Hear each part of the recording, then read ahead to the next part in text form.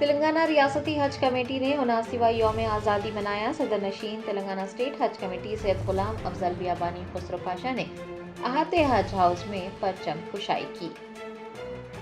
آج ہندوستان بھر میں جوش و خروش کے ساتھ 79واں یوم آزادی منایا گیا۔ تلنگانہ اسٹیٹ حج کمیٹی کے صدر نشین سید غلام افضل بیابانی خسرو پاشا نے احاطے حج ہاؤس میں ترنگا لہرایا اور سبھی ہندوستانیوں کو یوم آزادی کی مبارکباد پیش کی۔ اس موقع پر حج کمیٹی کے اراکین اور عملہ بھی موجود تھا۔